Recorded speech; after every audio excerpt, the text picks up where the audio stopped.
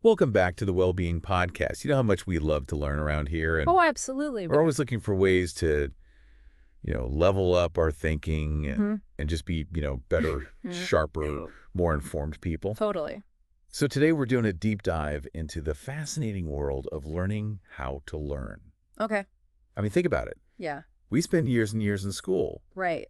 but most of us Yeah. never really stop to think about hmm the process of learning itself. It's true. We kind of just assume that we know how to do it, Right. but there's actually a whole science to it. And like with anything, Mm-hmm. when you understand Yeah. the Yeah. how you can do it so much better. You can really optimize the process Absolutely. to get the most out of it. So, are you ready to unlock the secrets of your amazing brain? I'm all in. Okay, let's dive in. Yeah. So, one of the first things that struck me as I was, going through all this research is that motivation is absolutely key. Oh, for sure. Like, you can have all the best learning strategies in the world, Right. but if you're not motivated, Mm-hmm. it's all for nothing. Yeah, it's like having a fancy sports car but no desire to drive it. Exactly. Yeah. And the interesting thing is there are actually different kinds of motivation, That's right. and they can kind of impact our learning in different ways. Absolutely. So I think a lot of people are probably familiar with the idea of rewards and punishments. Mm-hmm. The classic carrot and stick approach. Right. So that would be what? Extrinsic motivation. You got it. Extrinsic motivation is all about external factors. Okay. Like getting a good grade to please your parents Mm. or winning a competition to get a prize. Or even just avoiding getting in trouble. Exactly. It's driven by something outside of yourself. Okay, so that makes sense. But what about that feeling you get when you're just genuinely curious about something? Yes, that's the beauty of intrinsic motivation. It's Yeah. the drive that comes from within, the pure joy of learning, the satisfaction of mastering a new skill. It's like when you get so absorbed in a book Yes. or a project that Exactly. you completely lose track of time. It's that flow state Right. where you're completely engaged and energized. Totally. And it's so powerful Incredibly powerful. because it doesn't rely on external rewards or pressures. Right. It comes from a place of genuine interest and passion. Okay, so I've got intrinsic motivation and extrinsic motivation. Mm-hmm. Now, are these two completely separate things? Not necessarily. They Yeah. can actually work together in really interesting ways. So you could be intrinsically motivated to learn about, Yeah. let's say, history, Okay. but then the good grades you get Mm-hmm. kind of reinforce that motivation. Exactly. The external validation can boost your internal drive. Okay, so it's not about choosing one over the other. Right. It's more about understanding the interplay between them. Exactly. And recognizing what motivates you in different situations. So we can use that to our advantage. Absolutely. Make learning more effective and, dare I say, enjoyable. Okay, I love that. Yeah. So motivation is key. Mm-hmm. But there's another factor that plays a huge role in how we learn, And that is... our mindset. Oh, mindset is everything. You've probably heard the saying, it's all in your head. Right. Well, when it comes to learning, Yeah. it really is. Absolutely. Have you ever noticed how some people just seem to approach learning with this sense of optimism and resilience, Mhm. while others get easily discouraged? Oh, totally. Like some people have this I can do it attitude. Yeah, they see challenges as opportunities to learn and grow. Whereas others kind of shut down at the first sign of difficulty, Right, they get stuck in a fixed mindset. a fixed mindset. The belief that their abilities are set in stone. Oh, okay. They think, I'm just not good at math. I'm not a language person. Exactly. Yeah. And that kind of thinking can really limit their potential. So what's the alternative? A growth mindset. Hmm. It's the belief that your abilities are not fixed. Okay. But can be developed through effort, learning, Yeah. and persistence. So it's not about being naturally gifted. Right. It's about Mhm. being willing to put in the work. Exactly. It's like training a muscle. Okay. And the more you use it, the stronger it gets. So we're talking about training our brains to learn better. Absolutely. And that's an exciting prospect, isn't it? It is. Yeah. It's like we have this incredible potential just waiting to be unlocked. Precisely. And with a growth mindset, Yeah. we can tap into that potential and achieve amazing things. So how do we cultivate this growth mindset? Well, it's a journey, not a destination. Yeah. It's about being mindful of your thoughts, challenging your limiting beliefs. Like those I can't statements. Exactly. And replacing them with I can learn, I can grow. I can improve. I love that. And it's also about embracing constructive criticism as an opportunity for growth. Yeah. instead of seeing it as a personal attack. So, turning those setbacks into stepping stones. Exactly. And celebrating your progress along the way. So it's not just about thinking positive thoughts. It's about taking action, Okay. putting in the effort, and being persistent. Because that's how we rewire our brains for success. You got it. Okay, so we've got motivation and mindset as like these foundational elements. Mm-hmm. The building blocks. But I'm curious, Yeah. how do we actually go about learning different things? Right, because not all learning is created equal. Exactly. I mean, we learn facts and figures and dates, Mm-hmm. but we also learn skills, Absolutely. like how to play an instrument or code a website. And we learn to understand concepts and ideas. So is there like a framework for understanding these different ways of learning? There is. It's called the KUS framework. KUS. KUS. Okay, tell me more. It stands for knowledge, understanding, and skills. Okay, I like it already. It's a simple but powerful way to think about the various ways we approach learning. So let's start with knowledge. Okay. What does that entail? Knowledge is the foundational level. Okay. It's about acquiring facts, information, data. So it's like building a mental library. I like that analogy. You're gathering the raw materials that will form the basis of your understanding. Okay, so knowing the dates of historical events, Mm-hmm. the capitals of different countries, or Yeah. the rules of grammar? All about acquiring knowledge. Got it. But knowledge alone isn't enough, Okay, why not? because we need to move beyond just memorizing facts Okay. and delve into the why behind the what. So that's where understanding comes in. Exactly. Understanding is about connecting the dots, Mm-hmm. seeing the bigger picture, Yeah. and making sense of the information we've acquired. So it's about taking those facts and figures from our mental library Right. and actually arranging them in a meaningful way. Precisely. Yeah. It's about making connections, drawing inferences, and building a deeper comprehension. I love that. So knowledge is like gathering the ingredients. Okay. And understanding is like putting those ingredients together to create a delicious meal. Delicious and hopefully nutritious. Absolutely. Nourishing our minds. Okay, what about skills? Where do they fit in? Skills are all about the practical application of knowledge and understanding. Yeah. It's the doing part of learning. So taking what we know and understand Yes. and putting it into action. Exactly. It's about developing abilities and competencies. Okay, so give me some examples. Sure. Think about writing a compelling essay, coding a website, Yeah. playing a musical instrument. Okay, so it's not just about knowing about something. Right. It's about being able to actually do something. Absolutely. Skills are about translating knowledge and understanding into real-world actions. I like it. So we've got knowledge, understanding, and skills. The KUS framework. Now, is it possible for a learning experience to emphasize all three equally? It can happen, Okay. but often one or two aspects might be more prominent. Okay, so like a history lecture might focus more on knowledge, Right. Dates, names, events. whereas a science lab would probably involve more skills-based learning Exactly. You're experimenting, applying concepts, developing techniques. and understanding the nuances of a philosophical theory would require a lot of deep thinking and analysis. Absolutely. So being aware of this KUS framework can help us adjust our learning strategies accordingly. Okay, so we've talked about motivation, mindset, Yeah. and this KUS framework, Right. all of which are crucial for effective learning. For sure. But now I want to get into the nitty-gritty. Okay. Let's get down to the brain stuff. Yeah, I mean, all this learning is happening in this amazing 3-pound organ. It is remarkable, isn't it? So let's delve into the fascinating world of the brain Sounds good to me. and explore how understanding its workings can revolutionize the way we learn. I'm ready to have my mind blown. Me too. Let's do it. So when we talk about the brain and learning, I think one of the most mind-blowing things is just its sheer complexity. Oh, absolutely. Like you've got billions of neurons firing away. Yeah, it's hard to even fathom. It is. It really is. Like, how many connections are we talking about? Trillions. Trillions. Yeah. It's like a universe inside our heads. It really is. It's incredible. And all this complexity kind of makes you wonder, Mm-hmm. like, how much control do we actually have over it? That's a great question. I mean, can we actually train our brains to learn better? Absolutely. That's where this concept of neuroplasticity comes in. Neuroplasticity. Yeah. It's the brain's ability to rewire itself. Rewire itself. Yep.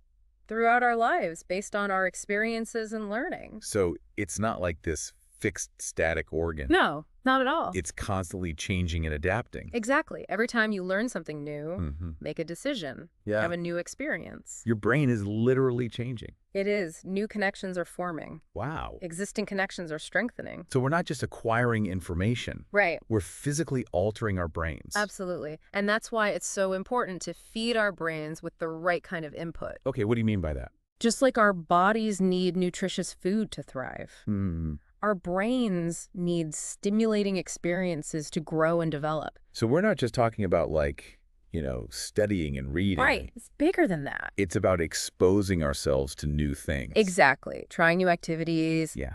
having thought-provoking conversations, exploring different perspectives. Engaging with the world around us. Precisely. Because that's what sparks those neural connections. And it fuels that brain growth. Exactly. And this brings us to some specific brain-based techniques Okay, I'm all ears. that can significantly enhance our learning. Hit me with them. Okay, have you ever heard of mind mapping? I have. I actually used it a lot in college to help me organize my notes. It's a great tool. It is. Yeah? Especially for visual learners like me. Yeah, it's all about creating a visual representation of information. Right, like instead of linear note-taking, Mhm. you branch out from a central idea. Exactly. Using keywords, images, colors to connect related concepts. It's like making a map of your thoughts. I like that. And the cool thing is there's a neurological basis for its effectiveness. Really? Yeah, by using both words and images, you're tapping into different areas of the brain. Making those connections stronger. Exactly. It's like creating multiple pathways to the same information. So it's easier to recall. Exactly. Now, speaking of different ways of learning, Yeah. we can't talk about the brain without talking about learning styles. Oh, that's a big one. It is. Because we don't all learn the same way. Right. Some people are visual learners. Like me, I need to see things to really grasp them. And then you've got your auditory learners. Yeah. They learn best through listening. Exactly. Lectures, podcasts, discussions. And then they're the kinesthetic learners. The doers. They need to get hands-on. Right. They learn best through movement and physical activity. Exactly. Building things, experimenting, role-playing. So it's important to kind of figure out what your dominant learning style is. Absolutely. And then create a learning environment that supports it. So if you're a visual learner, Yeah. you might benefit from using diagrams and charts, creating flashcards with images. Watching educational videos. Yeah, anything that helps you visualize the information. Precisely. And if you're an auditory learner, you might want to listen to podcasts and lectures. Record yourself reading your notes. Exactly. Anything that engages your auditory senses. And kinesthetic learners, They need to get up and move. yeah, build things, create things. Exactly. The key is to experiment and find what works best for you. Okay, so learning styles. Crucial for tailoring our learning experience. Absolutely. But even with the right learning style and techniques, Yeah. sometimes we still struggle with remembering information. Oh, tell me about it. Right? Like you can spend hours studying and then Yeah. it's like, poof, Gone. gone. Gone. It's so frustrating. It is. So what's the secret? How do we actually make information stick? Well, that's where effective study habits come in. Okay, give me your best tips. One of the most powerful techniques is called retrieval practice. Retrieval practice. Yeah, it's basically testing yourself. Testing yourself. Instead of just passively rereading or highlighting, Okay. you actively try to recall information from memory. So like flashcards would be a good example. Exactly. Or answering practice questions without looking at your notes. So forcing your brain to really work for it. Precisely. And it might feel harder initially, Yeah. but it's way more effective for long-term retention. Okay, retrieval practice. What else? Another incredibly effective technique is spaced repetition. Spaced repetition. Have you ever noticed how cramming for an exam doesn't really work? Oh, yeah. You might remember the information for the test, but then it's gone. It's like my brain just dumps it all out after the exam. Exactly. Because cramming relies on short-term memory. Okay. Spaced repetition is about spacing out your study sessions over time. Okay, so instead of like one big study marathon, it's better to do like shorter bursts of studying spread out over several days or even weeks. Exactly. And each time you revisit the material, it becomes a little easier to recall. So it's like we're reinforcing those neural pathways. You got it. The memory becomes more durable. Okay, retrieval practice, spaced repetition. These are good. Right. But wait, there's more. I love it. Keep them coming. Two more techniques that can significantly boost your learning are interleaving and varied practice. Okay, interleaving. It's about mixing up different subjects or topics during your study sessions. So instead of studying just one thing for like 3 hours straight, Right. you switch between different subjects. Exactly. It keeps your brain engaged and prevents it from going on autopilot. So it's like cross-training for the brain. I love that analogy. And it also forces you to recall information Yeah. and make connections between different concepts. So it deepens our understanding. Exactly. And then we have varied practice, Varied practice, which is all about practicing the same skill or concept. but in different contexts and with different examples. So if I'm learning a new language, Yeah. I shouldn't just stick to textbook exercises. Right. You should try speaking with native speakers. Yeah. Watching movies. Reading news articles. Exactly. Varied practice helps you generalize your knowledge. Make it more applicable to real-world situations. Precisely.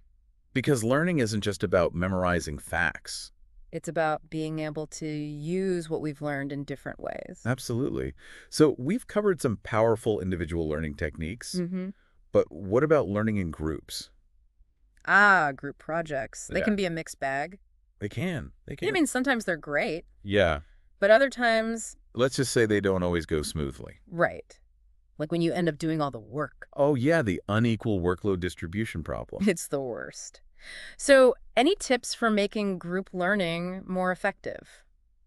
Well, I think the key is clear communication from the start, Okay. like establishing clear roles and responsibilities. Yeah, making sure everyone knows what they're supposed to do. Exactly. And having regular check-ins to make sure everyone's on track. And if conflicts arise, Address them directly and constructively. don't let things fester. Because group dynamics can be complex. They can. And sometimes personalities clash. Right. Or communication breaks down. So being proactive and addressing those issues head on. Absolutely. Yeah. Because when group learning works well, Yeah. it can be incredibly beneficial. Yeah, bouncing ideas off each other, Mhm. getting different perspectives. In learning from each other's strengths. It's like this synergy that can happen. Exactly.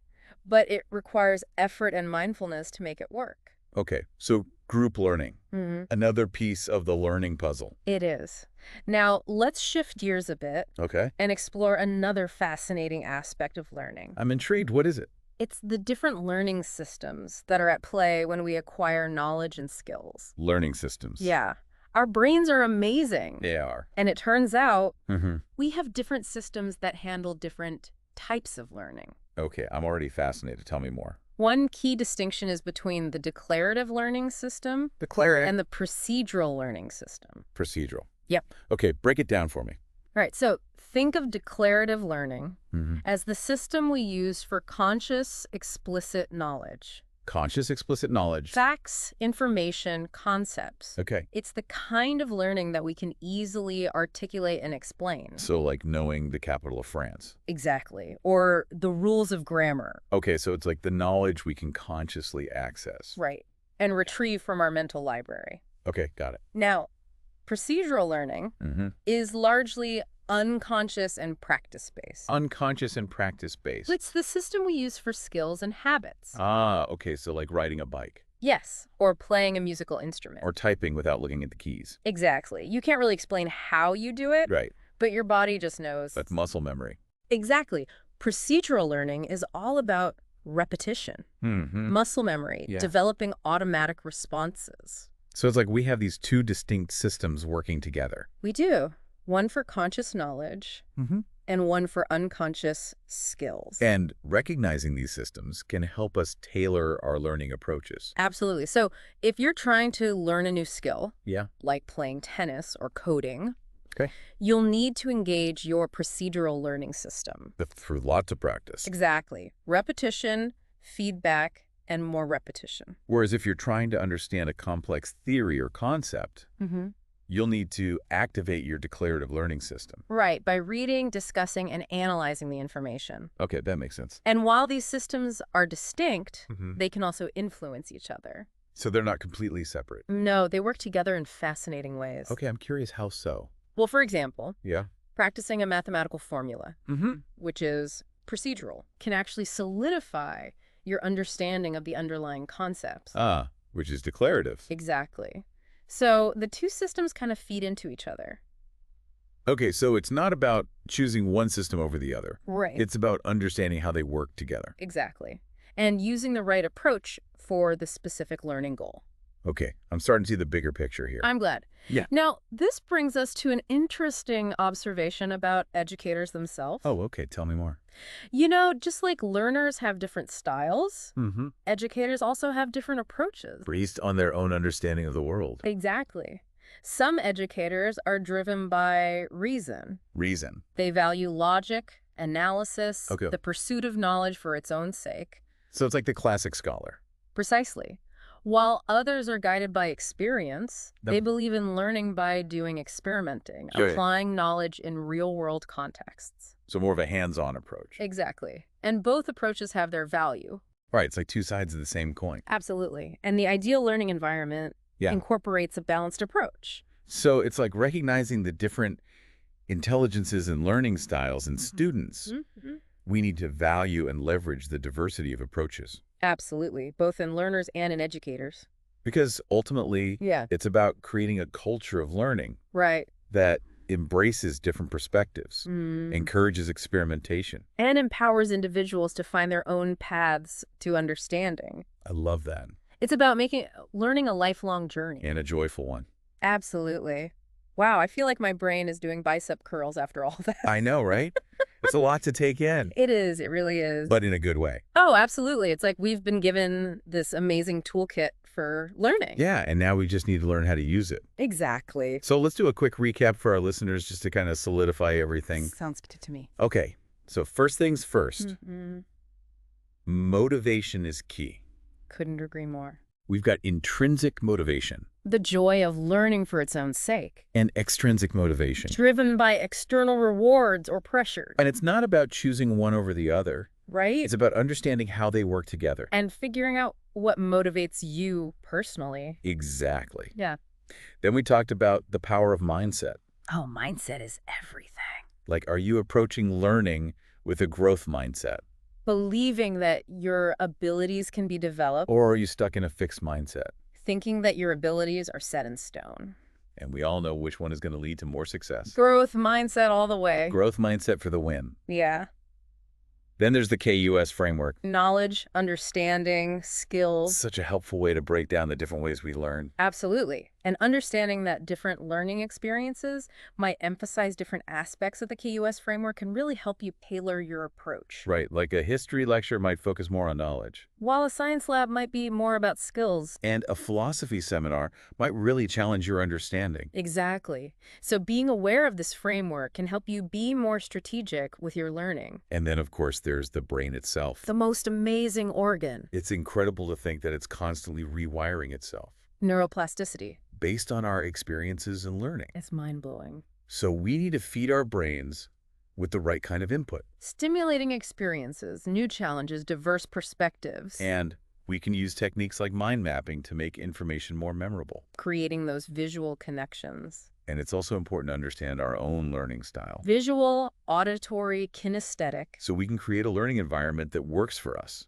Absolutely. Oh, and those study habits, retrieval practice, spaced repetition, Game changers. interleaving, varied practice. Can really make a difference. I mean, if we can just incorporate some of these techniques into our learning routines, Yeah, we can make a huge impact on our ability to learn and remember information. for sure. And let's not forget about collaborative learning. Ah, yes, the joys and challenges of working in groups. Exactly. It's not always easy. But when it works well, It can be incredibly rewarding. bouncing ideas off each other, learning from different perspectives. In achieving something together. So there you have it, folks. The secrets of learning. A deep dive into the fascinating world of how to learn better. It's been a great conversation. It really has, and I feel like I've learned so much. Me too. And I hope our listeners feel the same way. So what's the one big takeaway you'd like our listeners to remember? I think it's this learning is a journey, not a destination. I love that. It's a lifelong process of growth and discovery. And the more we understand about how it works, the more we can empower ourselves to learn effectively. And achieve our full potential. Couldn't have said it better myself. Well, on that inspiring note, Yes, I think it's time to wrap up this deep dive. I agree. Time to put all this knowledge into practice. A huge thank you to our expert for sharing all this amazing wisdom with us today. It's been a pleasure. And to our listeners, Thanks for joining us on this learning adventure. Don't forget to subscribe and like the Wellbeing Podcast. Share your thoughts, and let us know in the comments what topics you'd love to hear about in future episodes. Thanks for listening to the Wellbeing Podcast. Take care, stay inspired, and see you next time.